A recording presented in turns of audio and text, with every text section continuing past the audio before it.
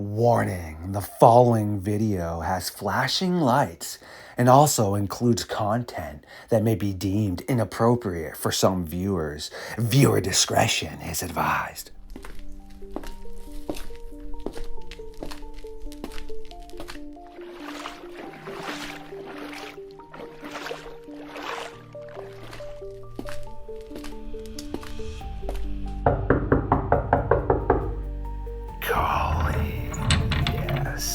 It is always good to link up with my science team because learning, knowledge is priceless, and where else to learn better than from scientists?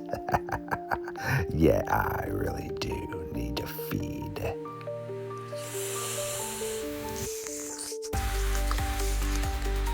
Absolutely delicious, a little bit messy, but no worries.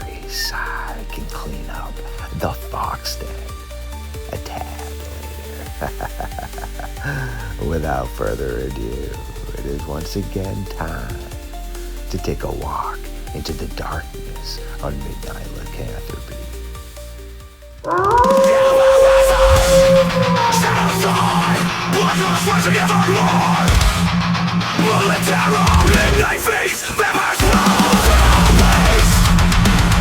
Stood up. I said, oh my god, it's a werewolf, and everybody in the car freaked out.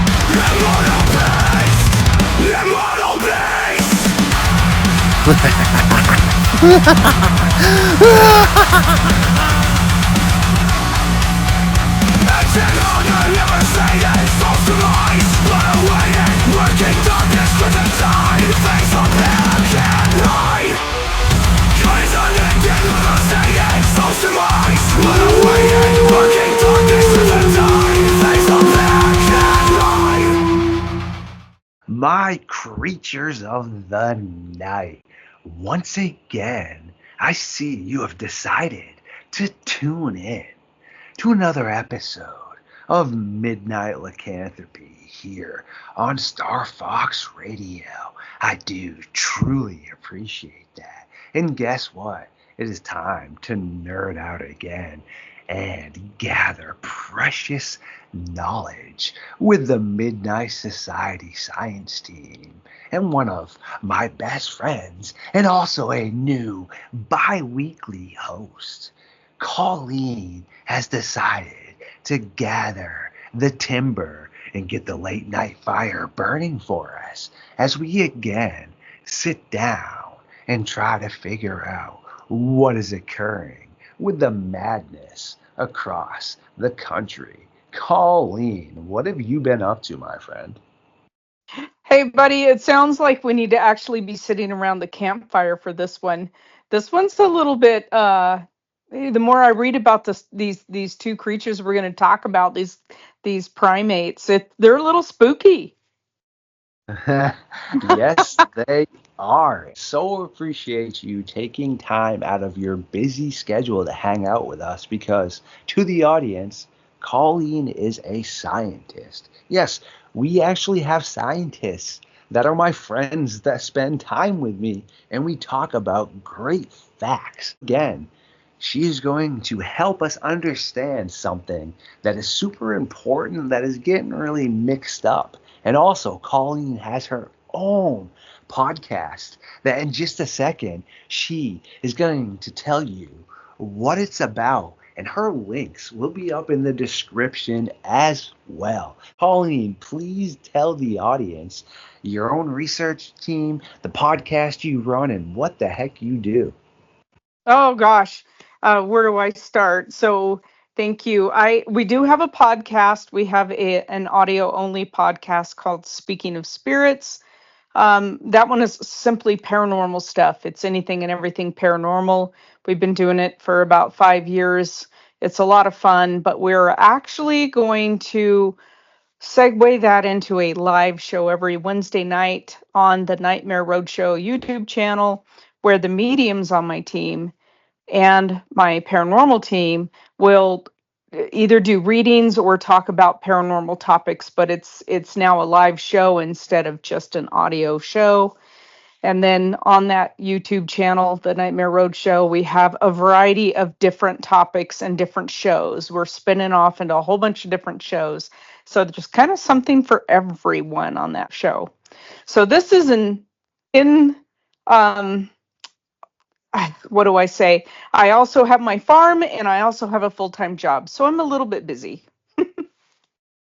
Yeah.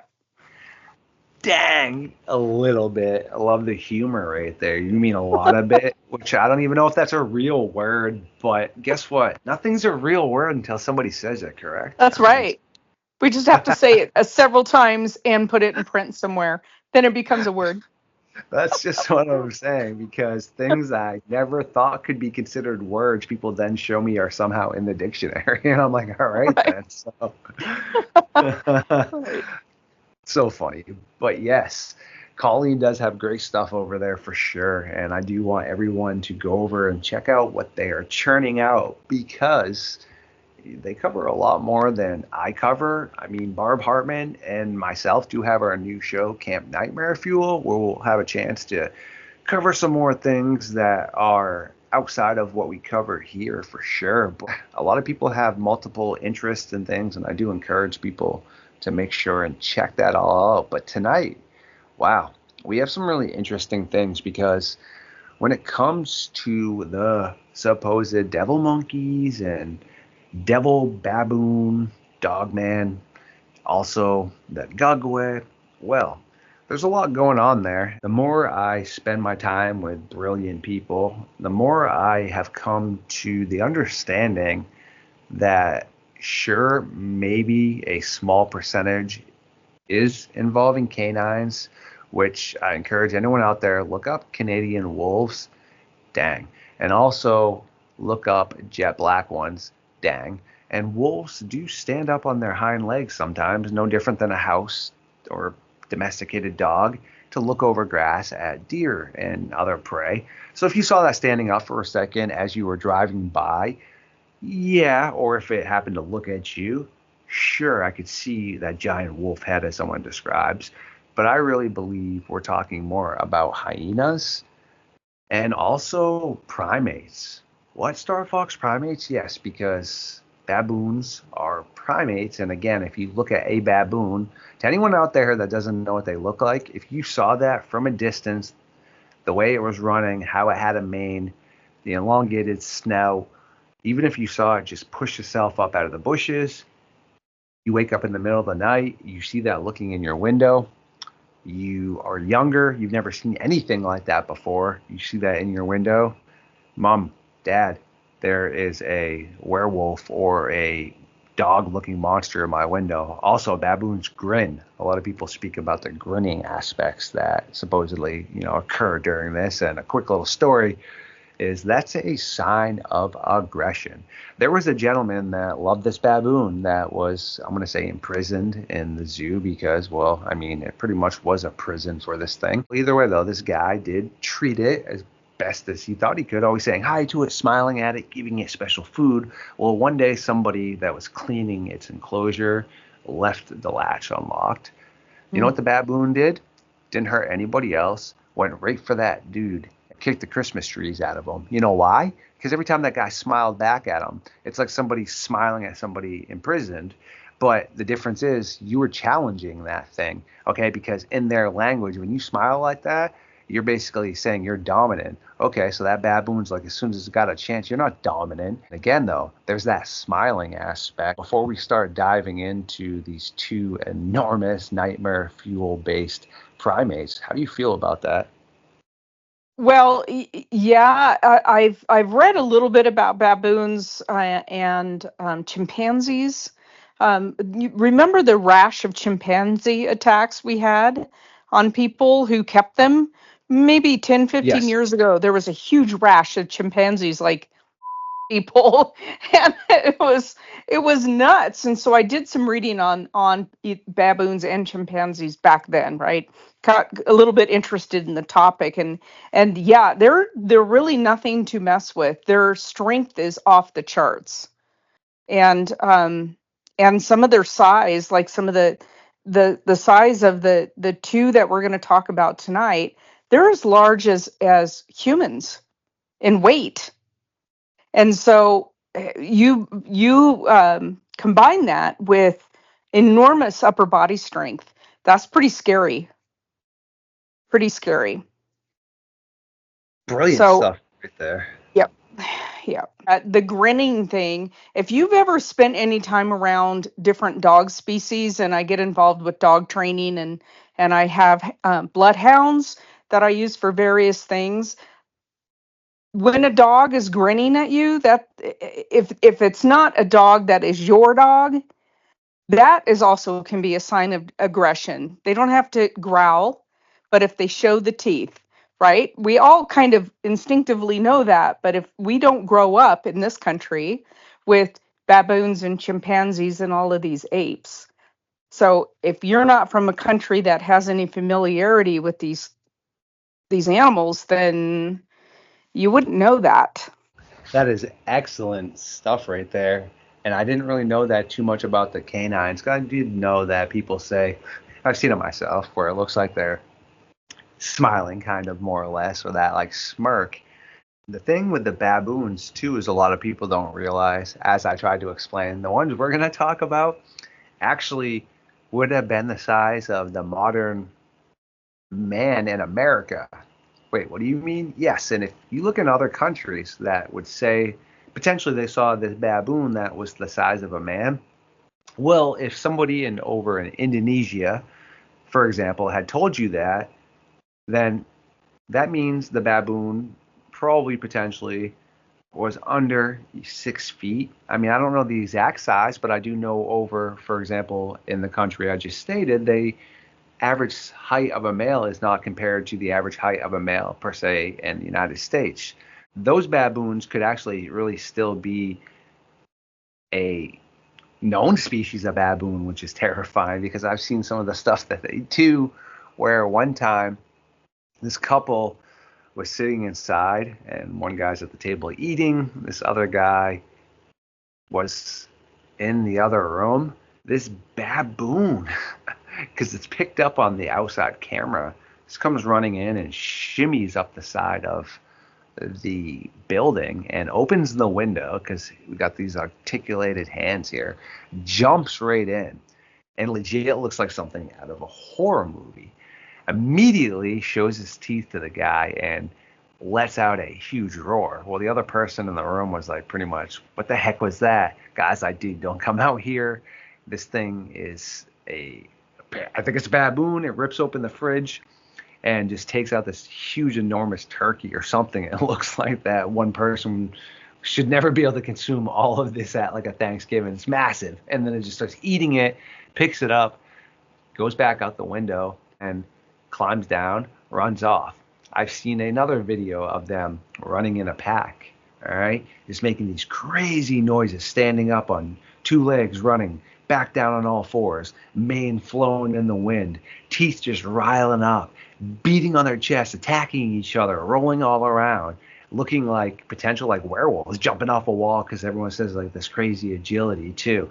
And then I saw another one that people say the face eaters, etc., like the gugway and things. Well, a lot of animals go for the face. This doesn't mean something's evil. There's nutrients there. That's just a human perspective. That's for another time. Example, though, this baboon reaches over, grabs this female's pretty freshly born baby, just bites right into its face and starts eating it. Baboons eat things from the face down, usually. Face eaters. Wow. Interesting, right? That is interesting. Hmm.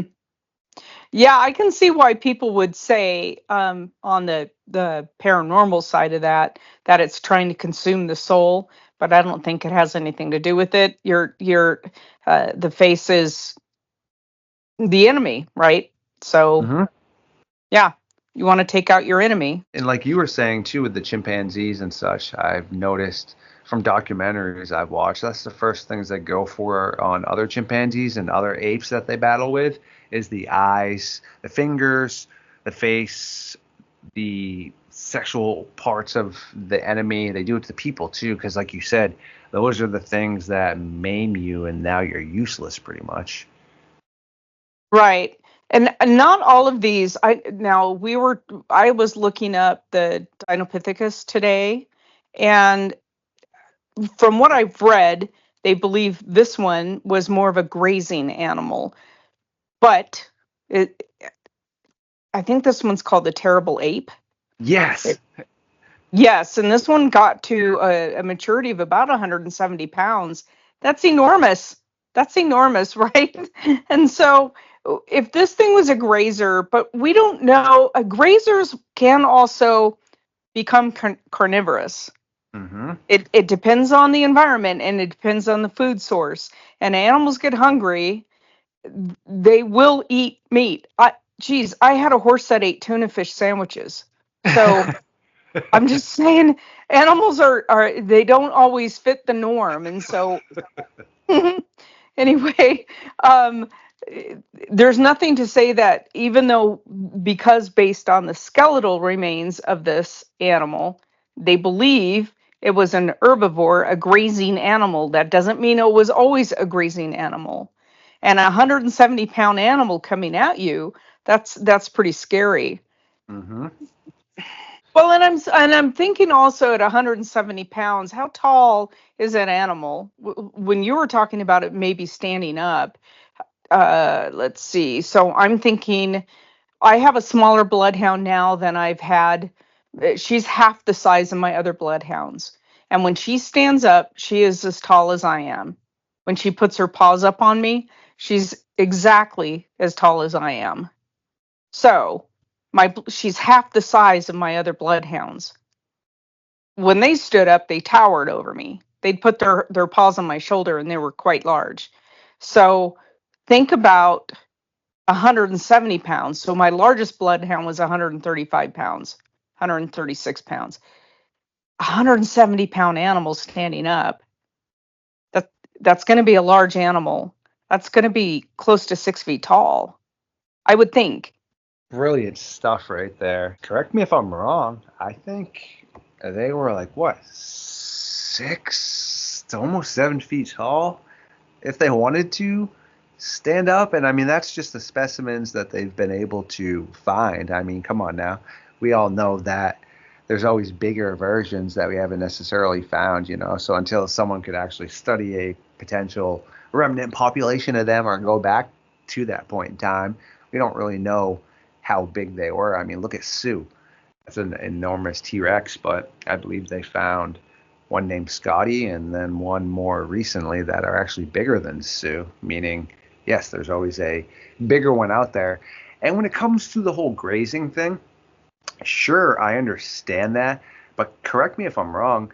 I believe baboons still to this day graze. I've seen them eating foliage, fruit, and all kinds of things. But again, I've also seen them eating, like I just said, the faces of things, birds and antelope and all kinds of other things. That is what a coastal bear does, more or less, is they graze. Whereas if you look at something like a inland bear, they're more pretty much all meat based. If you look at the coastal ones, I mean, they're eating all kinds of foliage, they're eating fish, they're eating grass. There's a huge difference right there. So again, I just have a hard time seeing a giant baboon built like a yellow baboon with these enormous teeth and everything. If you're just consuming per se grains and things, and I mean, look at our teeth, right? Sure, maybe our ancestors were a lot better at the digestion aspect, but modern day humans go out and don't do this. But if you hate raw meats and things, high probability you're getting sick. And if you look at our teeth, right? Yeah, okay, you can go eat a lot of raw vegetables, correct? I can just go and eat this cucumber if it's in my garden and I don't have to worry about pesticides and things before washing, okay, etc. Again, look at the teeth, but like you said, look at a dog's teeth. They can eat rice and things, which is, it's good to mix that up in there, but their teeth are meant for ripping off things, consuming it. Look at any predators, right? Where did these massive canines incisors come from on a baboon? What piece of grass or what piece of fruit has anyone ever seen that fights back enough that you need that type of weaponry? The only thing I can think of with the the incisors would be perhaps ripping apart fruit that's not completely ripe, going through bark and things like that. But I still think that these animals probably had a larger, varied diet than what their teeth suggest, only because of the animals that I'm familiar with now. They don't always fit the norms we put them in, these little box. We want to say that, horses are grazers and they are herbivores, but I've also seen them. I mean, if they're deficient in a diet, they'll find it. They'll eat dirt if they need a particular mineral that they're deficient in and they don't have a mineral salt block. I've seen I well, we chickens, right? Chickens, they're herbivores, but they go after insects and birds and mice. So they're kind of omnivores. They'll eat anything, and I really think that animals, their survival instinct really kicks in, and they'll eat just about anything. If their system can take it, if their stomach can digest it, they're going to go after, and they know what they can eat typically. What we have found in grazing animals is that it's the juvenile of the animal, of the species, the ones that will get sick because they'll eat something that's poisonous to them. Where if you look at the mature animal, a mature animal won't go after something that's poisonous because they've already tasted it and survived and understand this isn't something good to ingest. It's usually the young animal. So I think that animals typically experiment. I've seen it. Yeah, 100%. That is so brilliant. And before we start diving into some more of this stuff, I actually would like to blow your mind, but you're a scientist, so there's a low probability of this. All right, but one thing I learned the other day is that any sort of monkey or chimpanzee that lives up in trees, right? Every single one of them has had one traumatic fall in their life, meaning if you've seen an adult one, which would make sense. I mean, I was watching National Geographics the other day, and some of these tribes that live in these super cool tree houses, but it was raining out, and the gentleman that was over there was trying to walk down the bamboo type ladder all the way down. I was just thinking to myself as well, all these adults that are elderly here in this village, they've all had to have taken a digger down some of these stairs. I mean, when you do something consistently so many times, if a chimpanzee and a primate that lives in trees all the time takes one traumatic fall in their lifetime, well, it would only make sense right there. And to tie into what you said as well, a lot of people don't know. So, yeah, my pet squirrel, she eats all kinds of things, right? She loves chicken bones and peanuts and some veggies and berries and well, people have decided to feed her Skittles before, which I'm not okay with, but whatever. And also, she likes goldfish and all kinds of stuff. But some of the neighborhood squirrels, I've seen them eating bird eggs before. They eat mushrooms. And also, well, one time I tossed out a mouse that was caught in her house. And I don't like to do anything to any sort of animals. Okay, I love animals. I even try to let out bugs, but realistically, you can't just have mice running around your house on your silverware and stuff. And I've tried numerous times to let them out, and I've watched them come all the way back. Once there's a hole in your house, they get back in. It's absolutely horrible. I still feel terrible, but I threw it outside. I come back to, just put some water out for the squirrels and the chipmunks. And one of the squirrels is eating the mouse. Same thing like you had just said right there. Most people would automatically assume that a squirrel would only be eating acorns and maybe some worms and insects and some mushrooms and bark, but that's not the truth. That's really interesting. I wouldn't have. Well, I get, like you said, we don't know. This science can only go on the remains of these animals based on what their molars and their incisors and everything looks like. But we know that animals, their instinct to survive is going to surpass what they would typically eat if their environment changes. So let's say that a group of these animals, and I think I misspoke. I think it's they're I think they're what do you call it? Theropithecus. Okay, I'm having a hard time with this one. Colin, you're gonna have to Theropithecus. say this one because I can't say the second part. I can say the Dinopithecus, but you're gonna have to. Theropithecus. There we go. Oh gosh, the Theropithecus. All Why they right. say they make these words impossible to say? I It feel like is. It is. It's like who does this? terrible. It's because they're so they can be the only person that ever found it is the only person that can say it right. Oh my gosh. So, all right, let's say that I believe it was the Theropithecus that was the grazing animal, and the Dinopithecus was more of an omnivore. But let's say that the Theropithecus was pushed out of its typical home range for whatever reason, drought, excessive rain, whatever, floods. So they get pushed into an area, or even predation, or over. If these animals were actually being hunted to extinction, they're moving. They're going to move. They're going to keep fleeing what's after them.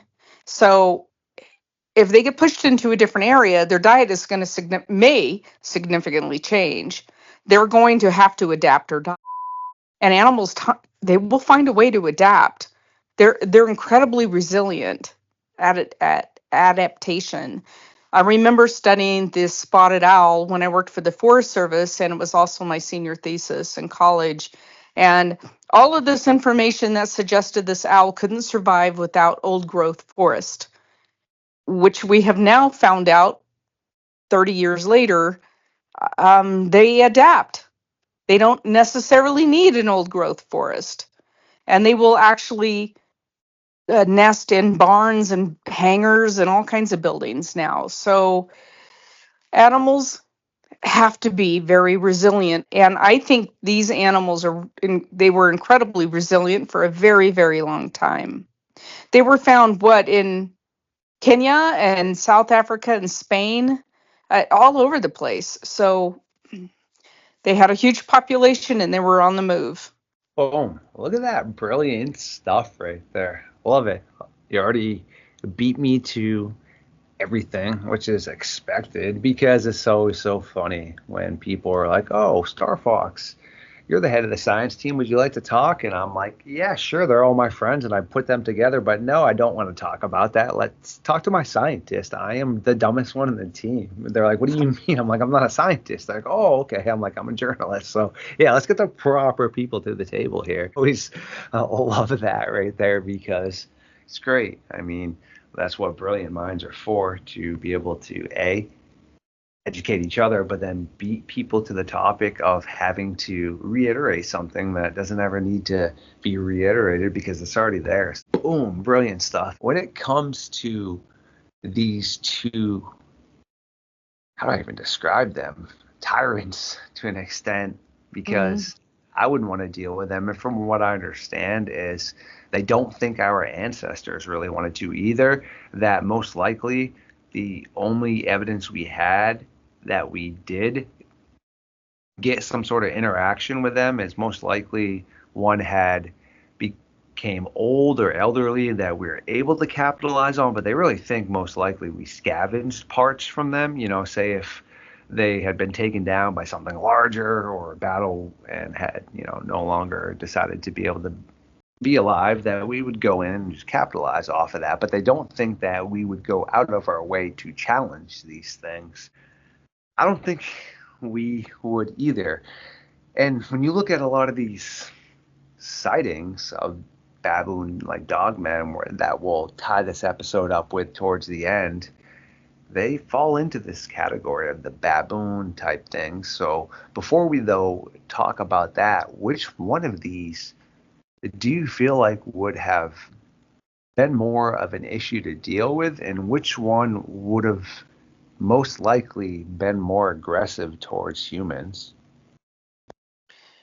Well, I think the Theropithecus had a larger range. It appears that it probably had a larger range, so it was more adaptable, and it was quite large. But I think based on size and diet, probably the Dinopithecus, because it was an extremely large, and it seemed to be, well, we don't know this, but based on diet and based on its teeth, this had a larger diet intake. So I think this thing was probably really a threat to anything that came around it. It seemed to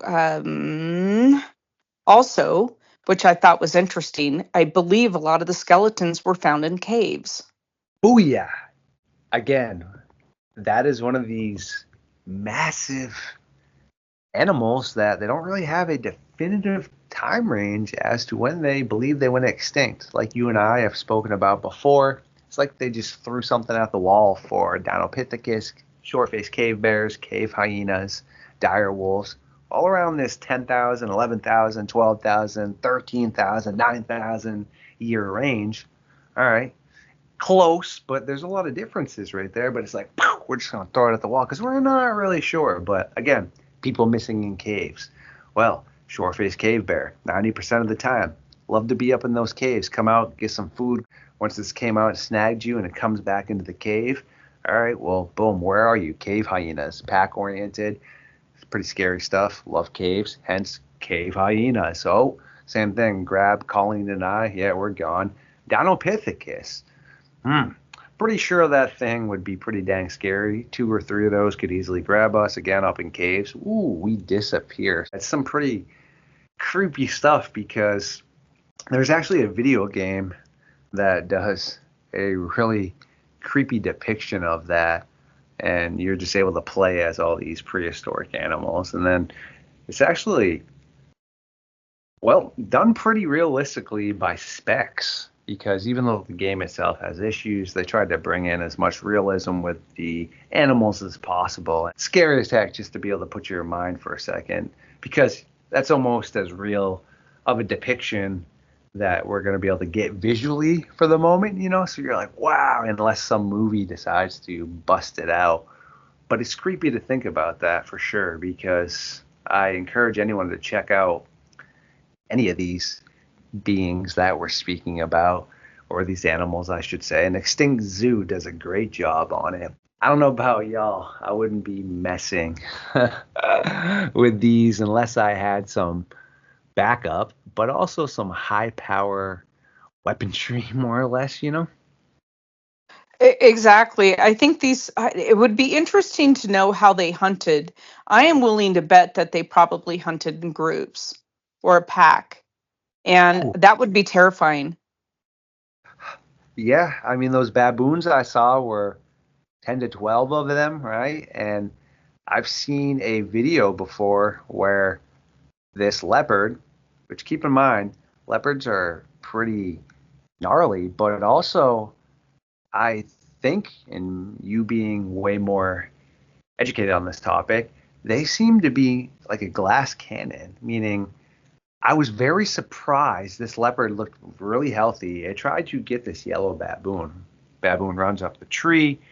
Leopard gets this one in the advantage, jumps down, while the rest of its buddies come over with sticks and rocks and start beating this thing, Mm. okay?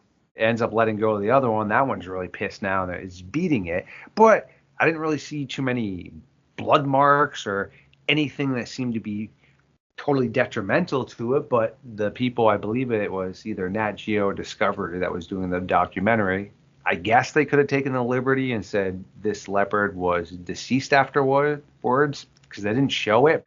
They said that because of that ambush by these baboons, that leopard was fatally wounded.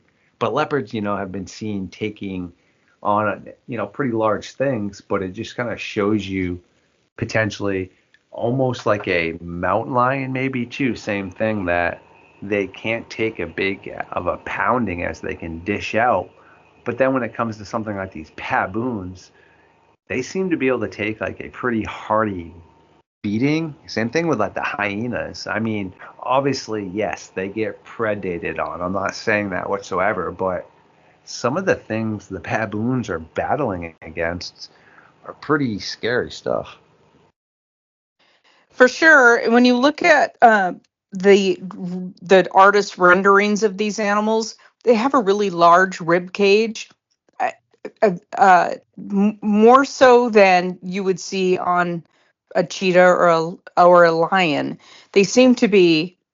They looked hunched. They look hunched because of the way that baboons walk on all fours. I think they could take quite a beating and have all of their organs protected. They'd be hurt. They may have some broken bones, but they're built differently. They're built like a heavyweight. I mean, they just are. And I think these animals would just be absolutely terrifying.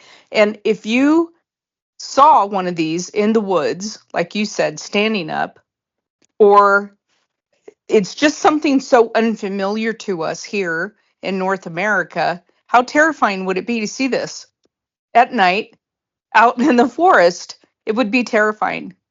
So I have to wonder if they used the cave system when they were alive, they were very adaptable. And I wonder if they actually moved through cave systems to encircle their prey or to get away from a predator, which I can't imagine there would be too many of them. Too many predators. Wow. That is so great right there. And you just touched on something as well, the hunched over aspect. Because again, in a numerous amount of reports, they say this thing is bent over in like a hunched over posture. Mr. Barber, yes, Brian Barber, well, he had a case where he was called in to basically help remove exotic pets and things that should not have been in an area. And there was this one baboon. It was one of the ones that had a colorful face. So he said, obviously, knowing the differences, he knew it was a baboon. But he said the thing is with those glowing amber-like eyes, he said, that people are always describing.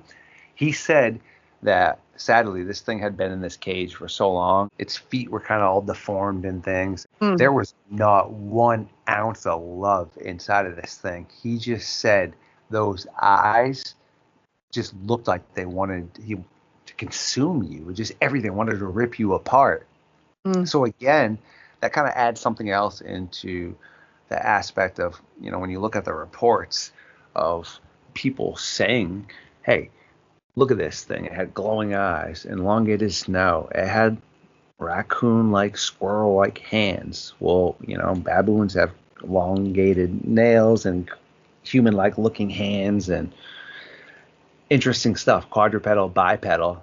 As we do need to eventually, sooner than later, let you get rolling. Before I touch on some kind of final notes that I think you would be interested in, is there anything else you would like to speak on at the moment before we roll on to that next aspect? No, I think this was an interesting talk because you always make me go out and study things that I'm not actually comfortable with. So I really appreciate it because it really expands my horizons every time we do this. So, but no, go ahead.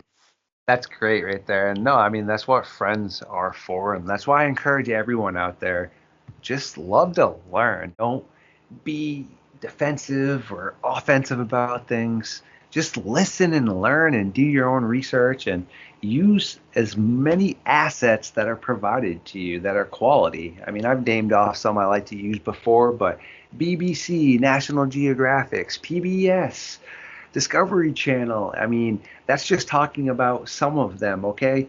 I could go on a whole episode. You see something on one of them, then all of a sudden they're on all of them, then they're on other sources. All right, but then if you read something from somewhere where it's not on any source that I like to kind of gather information from, well, high probability that it might not have credibility to it. You know what I mean? People just should want to learn. And yeah, of course, there's ways people can be unappealing about correcting knowledge and stuff. That's why you don't surround yourself with those people. You put yourself around people that you get excited to learn. Every day my goal is to learn something. There's a lot of hours in a day. I should be able to learn more than one thing. Try to learn multiple things. And well, just like tonight, I've learned multiple things from you, multiple things from Sonia, my previous host. When I start nerding out and watching things later on, I'm going to learn more things. Here's something that, well, Robert Prevost, who's a part of our science team, and Ryan Tremblay, the Wendigo guy as well. He's our official cryptozoologist.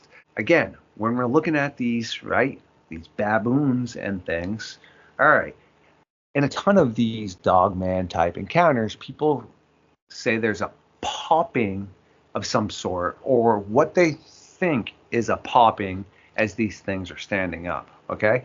Well, we're going to distance ourselves for just a second from the aspect of thinking it has to be a popping like your joints or your bones. Okay? So when you look at certain animals, my squirrel does it, neighborhood squirrels do it, I guess, when they don't like the other squirrel near them, or the chipmunk or something, or the crow that's coming over when I'm feeding them. They chatter their teeth, okay? Primates, especially in baboons and things, again, do the teeth chatter. They could be communicating, hey, get off my turf, or come over here for some backup. We don't really know. We just know there's teeth chattering, and it usually comes in some sort of aggression. Let's think for a second that as these things are standing up, they're chattering their teeth, right? Which is primate behavior. And again, baboons have a bent over posture, huge manes, glowing eyes, and elongated teeth. All right. What again is this popping? Could it be chattering of the teeth? And they're just chattering because they're ticked off as they're standing up. Interesting, and something I just figured as we tie this up, I'd like to get your thoughts on. Yeah, that is interesting. It's interesting that you noticed it like in your squirrel. I've noticed it in particularly my bloodhounds. My other dogs don't do it. My bloodhounds have all chattered when they get really anxious or they know that we're going to go out and work, do whatever scent work that they need to do. They get pretty excited when I put their harness on them, and they'll chatter. When you told me that earlier, I didn't connect it, and then I remembered all of my bloodhounds doing this, the chatter teeth thing. I think it could be either it could be aggression in some animals or a sign of communication. With my dogs, it's definitely excitement that they're going out to do what they're bred to do, and they get pretty worked up about it. But and I'm also thinking that I actually have some goats that chatter their teeth a little bit, and when one starts, the others will do it as well, and I definitely think that's communication. So something's going on there. I'm not sure we know exactly what it is, but something is definitely going on there. Boom. Again, look at that. You just educated me on some more aspects. So now to the audience, look at this. You actually have animals that do these things. So, it's something else that needs to have some more looking into, because there's a lot of stuff gearing in the direction of primate and also hyena based. All right. And not so much of the canine based. And yes, I know we all fall in love with the Hollywood werewolf depiction, right? And also the term dogman, but gotta be realistic at point in time. Now that we are starting to come across some really substantial evidence, I mean, look at what Colleen and I just spoke about tonight. Almost everything we touched base on comes up in what? Yeah, encounters with dogman, hunched over postures, quadrupedal bipedal, popping or chattering of the teeth. Okay, large manes, glowing eyes, enormous canine-like teeth, grinning, hands that seem to be human, raccoon-like, strange tracks that look to be elongated like humans but with claws on them. Does it mean it's all baboon based? Of course not. But I think it brings some interesting stuff to the table. Needs to be looked at. We're not really necessarily looking at the awesome depiction of a Hollywood werewolf, okay? I mean, that looks cool. But again, I just think more people should be trying to look a little bit elsewhere, because sure, evolution is a beautiful thing. And I personally think, if anything, right, because you stated yourself, look at canines and things, okay? Their digits been pushed up. So if anything, it's going to eventually disappear on the back. I mean, it's not just going to come back into play, okay? You can look at any canine. They don't really have much dexterity in their paws. All right, look at a cat, that's got a ton of dexterity. But then when you look at hyenas, well, have basically like a thumb almost, and have different front compared to back feet, more or less. So if you want to look at anything in evolutionary aspects, well, they're related to ferrets, civets, weasels, so they like to dig things, which we know hyenas dig burrows and dens, but also they like to climb and be in trees.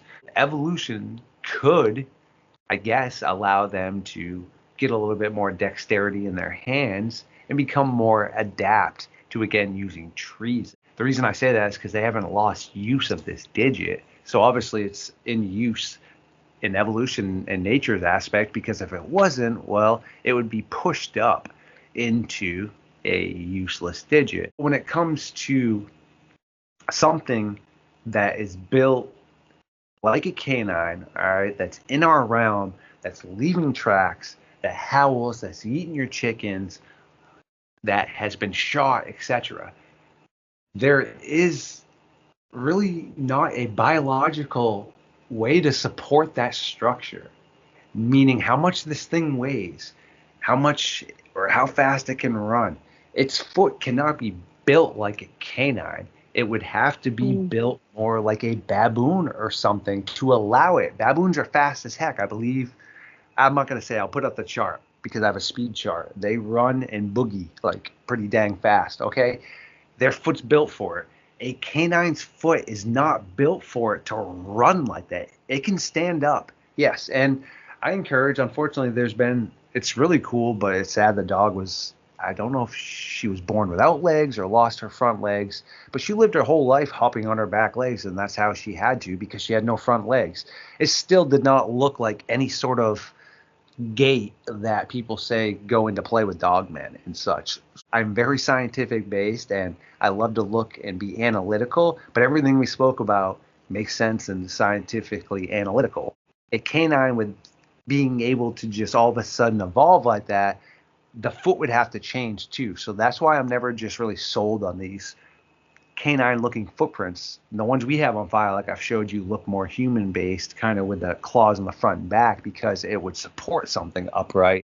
Before we let you go, how do you feel about that? Yeah, that's really interesting.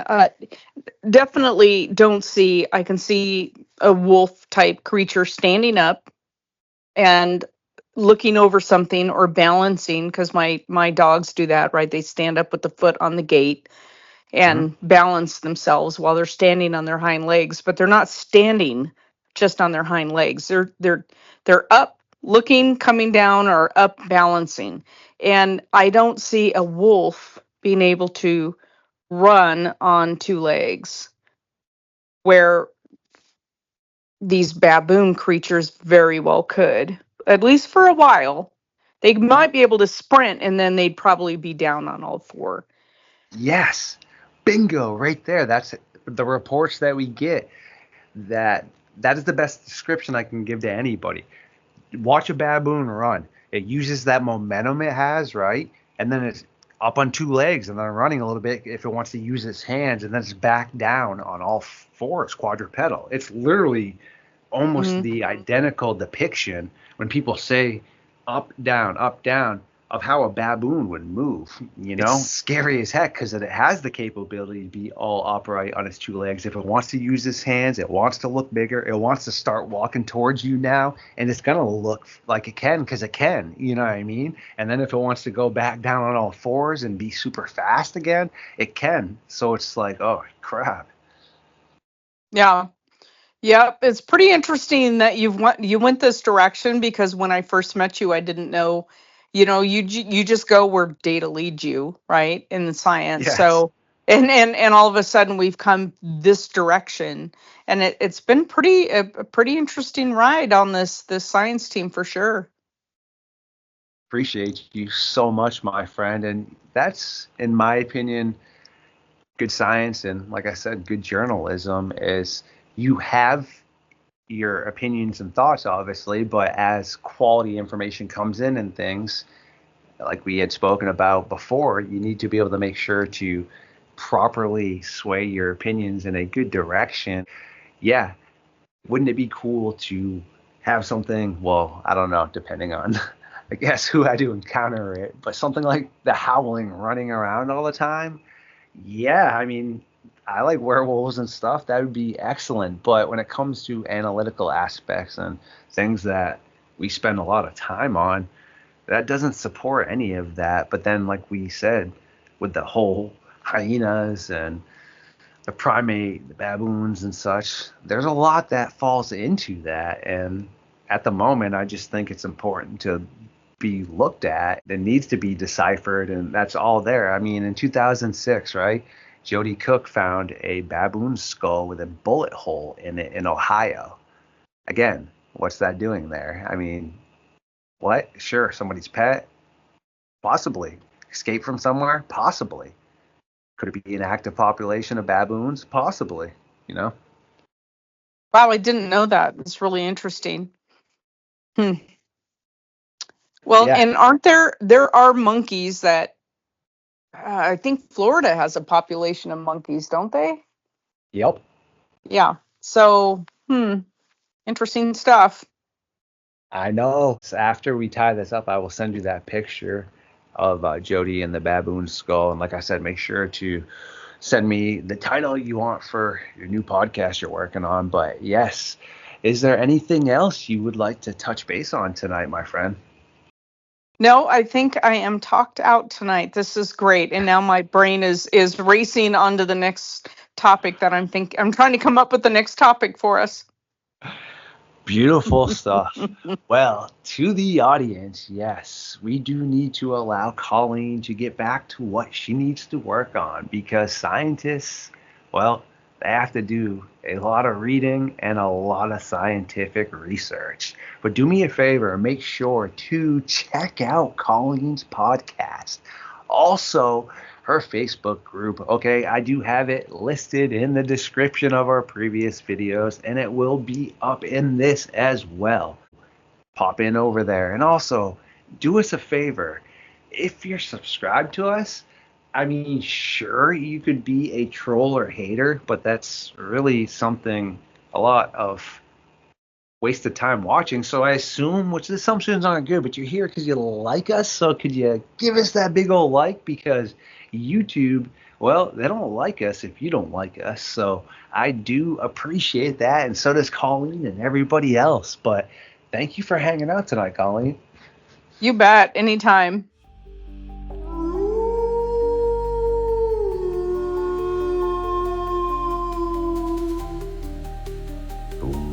My creatures, you.